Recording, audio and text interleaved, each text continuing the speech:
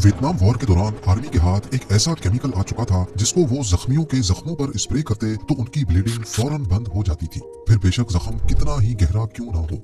इस केमिकल ने हजारों लोगों की जान बचाई थी और आपको ये बात जानकर हैरत होगी कि ये केमिकल आज हर घर में जरूर पड़ा होता है। नाजरीन, डेली लाइफ में इस्तेमाल होने वाली कई ऐसी चीजें हैं जो किसी मकसद से नहीं बल्कि गलती से इन्वेंट हो गई थी। सबसे पहले हम नजर डालते हैं कोका कोला पर। किसको मालूम था कि तलवार का एक वार दुनिया की सबसे फेमस सॉफ्ट ड्रिंक बनाकर छोड़ेगा। जी हाँ, ये बात है ईयर 1865 की, जब डॉक्टर पेम्बरटन, जिनको अमेरिकन आर्मी ने लेफ्टिनेंट कर्नल का रैंक भी दे रखा था, बैटल ऑफ कोलंबस के दौरान उनके सीने पर तलवार का एक वार लगा था।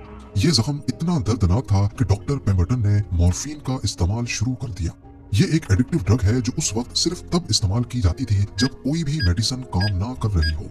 वो जख्म तो उनका ठीक हो गया, लेकिन एक और मुसीबत गले पड़ गई। उनको अब मॉर्फिन की लत लग चुकी थी और वो इससे जान छुड़ाना चाहते थे। उस वक्त अल्कोहल और कोकेन को खराब नहीं समझा जाता था और उसको कोई भी खरीद कर इस्तेमाल कर सकता था। उन्होंने अपने लिए एक ऐसी दवाई बनाई जिसमें कोला नट्स और डमियाना नामी प्लांट्स का रस डाला और उसके ऊपर कोकेन और अल्कोहल का मिक्सचर भी। ये एक अल्कोहलिक ड्रिंक के साथ साथ पेन किलर के तौर पे भी काम करती थी, जिसको पेम्बरटन्स फ्रेंच वाइन कोका का नाम दिया गया। यानी उन्होंने एक आदत को छोड़ने के लिए दूसरी आदत को अपना लिया था। करीब 20 सालों के बाद 1886 में एंटी अल्कोहलिज्म कैंपेन चली, जिसमें अल्कोहल और कोकेन के खिलाफ एक कानून पास हुआ। लोकल फार्मेसी स्टोर के मालिक ने पेम्बरटन को बोला कि उनको अब अपनी फ्रेंच वाइन कोका में से अल्कोहल और कोकेन को निकालना होगा। इसी मकसद से डॉक्टर पेम्बरटन ने कुछ एक्सपेरिमेंट्स किए, जिसमें सिर्फ कोला नट्स और कोका के पत्तों के मिक्सचर से एक सिरप बनाया। वो मुख्तलिफ एक्सपेरिमेंट्स करके फार्मेसी स्टोर के मालिक को टेस्ट करवाते, लेकिन गलती से उन्होंने एक एक्सपेरिमेंट में सिरप के साथ कार्बोनेटेड वाटर भी डाल दिया। फार्मेसी के मालिक को ये इतना अच्छा लगा कि उन्होंने इसको सर दर्द नहीं बल्कि रिफ्रेशिंग ड्रिंक के तौर पे बेचने का मशवरा दिया। अब क्योंकि ये ड्रिंक कोला और कोका लीव्स को मिलाकर बनाई गई थी, इसी वजह से इसको कोका कोला का नाम देकर रिफ्रेशिंग ड्रिंक के तौर पे बेचा जाने लगा। दुनिया की पहली कोका कोला सिर्फ 5 सेंट्स में बिकी थी और पेम्बरटन जानते थे कि एक दिन ये नेशनल ड्रिंक जरूर बनेगी। अपनी बीमारी और बैंकरप्सी की वजह से उन्होंने अपनी इस ड्रिंक का फार्मूला फेमस बिजनेस टाइकून एसा ग्रिग्स-केंडर को सिर्फ $238 में बेच दिया। आज कोका कोला की मार्केट वैल्यू 260 अरब यूएस डॉलर्स है, जो करीब 22,100 अरब रुपए बनती है। नंबर 5, क्या आपको मालूम है कि वियतनाम वॉर के दौरान एक ऐसा केमिकल था जिसने हजारों जख्मी सिपाहियों की जान बचाई थी। डॉक्टर्स फर्स्ट एड के तौर पे इस केमिकल को सिपाहियों के जख्मों पर स्प्रे करते थे, जिससे जख्म फौरन सूख जाता था और ब्लीडिंग बंद हो जाती थी। ये केमिकल कोई और नहीं बल्कि सुपर ग्लू थी, जो आज हर घर में मौजूद है। और सबसे इंटरेस्टिंग ये कि सुपर ग्लू भी गलती से इजाद हुई थी। वर्ल्ड वॉर 2 के दौरान सोल्जर्स को सबसे बड़ा मसला था कि जब वो अपनी गन से फायर करते थे तो निशाना ठीक जगह पर नहीं लगता था। इस मसले को हल करने के लिए यूएस आर्मी को एक ऐसे निशाने की जरूरत थी जो बिल्कुल साफ प्लास्टिक का बना हो, ताकि उसके बीच से सब कुछ आसानी से नजर आ सके। इस क्लियर प्लास्टिक को बनाने के लिए केमिकल इंजीनियर्स की एक टीम हायर की गई, जिसमें डॉक्टर हैरी कूवर भी थे। ये लोग क्लियर प्लास्टिक बनाने के चक्कर में एक ऐसा केमिकल बना बैठे जो जरूरत से ज्यादा एडहेसिव यानी चिपकने वाला था।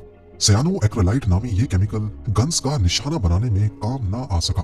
9 सालों के बाद 1951 में डॉक्टर हैरी कूवर कोडेक कंपनी में जॉब कर रहे थे, जब यहाँ जेट इंजन की कैनोपी यानी उसके कवर बनाने के लिए कुछ एक्सपेरिमेंट्स किए जा रहे थे। इस मौके पर डॉक्टर हैरी कूवर ने एक बार फिर से सयानो एक्रेलाइट को उनके सामने इंट्रोड्यूस करवाया, लेकिन इस बार भी इस केमिकल को हद से ज्यादा एडहेसिव होने की वजह से रिजेक्ट कर दिया गया। इत्तेफाक से उस वक्त कोडेक के किसी दूसरे केमिस्ट का रिफ्रैक्ट्रोमीटर टूट गया था। तब डॉक्टर हैरी कूवर को आइडिया आया कि उनके पास ऑलरेडी इसका सॉल्यूशन है, और वो कोई और नहीं बल्कि सयानो एक्रेलाइट ही था। उन्होंने इस केमिकल की मदद से उनका महंगा रिफ्रैक्ट्रोमीटर सेकंडों में जोड़ दिया।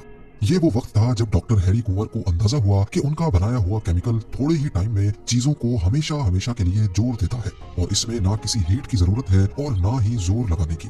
1958 में ये केमिकल कोडेक ने ईस्टमैन 910 के नाम से बेचना शुरू कर दिया, जिसको बाद में सुपर ग्लू का नाम दे दिया गया।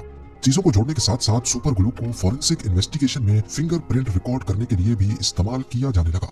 सुपर ग्लू को गर्म करने पर इसके जो फ्यूम्स बनते हैं वो ना दिखने वाले फिंगरप्रिंट से रिएक्ट कर जाते हैं, और मिनटों में जब सुपर ग्लू सूख कर सख्त हो जाती है तो उसमें फिंगरप्रिंट के निशान छपे होते थे। इन सभी इस्तेमाल के साथ साथ पहले सुपर ग्लू कट्स में ब्लीडिंग बंद करने के लिए फर्स्ट एड के तौर पे भी इस्तेमाल होती रही है, लेकिन इस मेथड को घर पर कभी ट्राई ना करना। नंबर 4, ब्लड प्रेशर चेक करना हो, बच्चों के शूज को टाइट करना हो, या फिर मोबाइल लैपटॉप के चार्जर की वायर को लपेट कर बंद रखना हो, हर घर में हुक एंड लूप टेप का इस्तेमाल जरूर होता है, जिसे अक्सर वेलक्रो भी कहा जाता है। लेकिन क्या आपको मालूम है कि इसकी इन्वेंशन का आइडिया एक ऐसे मौके पर हुआ था जब 1941 में जॉर्ज डी मेस्ट्रल नामी इलेक्ट्रिकल इंजीनियर एल्प्स के पहाड़ों पर अपने कुत्ते के साथ हाइकिंग पे निकले थे। वॉक के दौरान बर्डॉक प्लांट के सीड्स उनके सॉक्स, कपड़ों और उनके कुत्ते से बार बार चिपक रहे थे। उन्होंने नोटिस किया कि सिर्फ हल्का सा टच होने पर ही बर्डॉक इनके कपड़ों से चिपक जाता है। वो कुछ बीज अपने साथ घर ले गए जहां उनको माइक्रोस्कोप से देखा। मालूम पड़ा कि इस सीड के कांटों की टिप एक हुक की तरह बनी हुई है जो कपड़ों पर मौजूद छोटे छोटे लूप्स में आसानी से फंस जाती है। यह प्लांट कुदरती तौर पे ही ऐसे बना है कि ये अपने सीड्स को पास से गुजरने वाले जानवरों के जरिए फैलाता है। जॉर्ज डी मेस्ट्रल को ये तरीका काफी हैरान कुन लगा। वो इस तरीके को इस्तेमाल करके कुछ यूजफुल बनाना चाहते थे, लिहाजा उन्होंने अपनी इस इन्वेंशन को 1955 में पब्लिक किया और अपने नाम से रजिस्टर भी करवा दिया। हुक एंड लूप टेप दो हिस्सों में आती है, एक में सिर्फ हुक्स होते हैं और दूसरी टेप में नायलॉन के लूप्स बने होते हैं। ये दोनों आपस में टच करते ही वैसे ही चिपक जाते हैं जैसे बर्डॉक सीड्स कपड़े पर चिपकते हैं। आज वेलक्रो 7 कंट्रीज में बनाया जाता है और इस कंपनी में करीब 2500 एम्प्लॉइज काम करते हैं। नंबर 3, वर्ल्ड वॉर 2 से पहले घरों में हीटर की जगह कोयले को इस्तेमाल किया जाता था, लेकिन इसकी वजह से पूरे घर में काले धुएं की लेयर चिपक जाती थी। तभी प्लेडो को इन्वेंट किया गया जिसको इस्तेमाल करके कालक को हटाया जाता था। लेकिन वर्ल्ड वॉर 2 के बाद नेचुरल गैस को हीटर के तौर पे इस्तेमाल किया जाने लगा। नोआ और जोसेफ की प्लेडो की इन्वेंशन अब किसी काम नहीं आ रही थी, लेकिन कुछ सालों के बाद 1950s में जोसेफ ने देखा कि उसकी बहन जो कि एक स्कूल टीचर थी, वो ये प्लेडो अपने स्टूडेंट्स को मुख्तलिफ चीजों के मॉडल्स बनाने के लिए दे रही थी। वहीं से उनको आइडिया आया और उन्होंने रेनबो क्राफ्ट्स कंपनी रजिस्टर करवाकर उसको बच्चों के खेलने के लिए बेचना शुरू कर दिया। नंबर 2, पेस मेकर और पेनिसिलिन के अलावा मेडिकल इंडस्ट्री में ब्लड थिनर्स की इन्वेंशन भी असल में इत्तेफाक से हो गई थी। ये बात है 1920s की, जब जानवरों में एक अजीब बीमारी नोटिस की गई।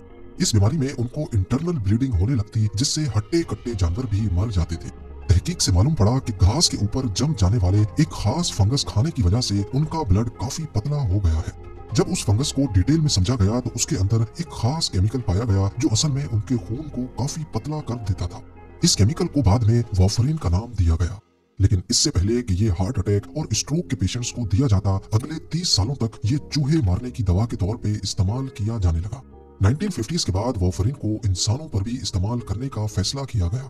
इस जान बचाने वाली मेडिसिन को जिन पहले पेशेंट्स पर इस्तेमाल किया गया उनमें US president Dwight D Eisenhower भी थे, जिनको 1955 में हार्ट अटैक हुआ था और वार्फरिन के इस्तेमाल से उनकी जान बचाई गई। और अब नंबर 1, इंसानों की सबसे बड़ी कामयाबी आग को जलाना थी। जब से इंसान आग को जलाना सीखा है, ये हमेशा इस प्रोसेस को आसान करने की कोशिश करता रहा है। माचिस से पहले आग जलाना एक बहुत ही मुशक्कत वाला काम हुआ करता था। कोई पत्थर रगड़कर आग लगाता तो कोई लकड़ी की स्टिक को दूसरी लकड़ी पर रखकर उसको ड्रिल की तरह चलाता था। ईयर 1827 में एक ब्रिटिश फार्मासिस्ट जॉन वॉकर कुछ केमिकल्स के साथ एक्सपेरिमेंट कर रहे थे। वो जिस स्टिक से केमिकल्स मिक्स कर रहे थे, उन्होंने वो गलती से अपने रूम में बॉन फायर के बराबर रख दी।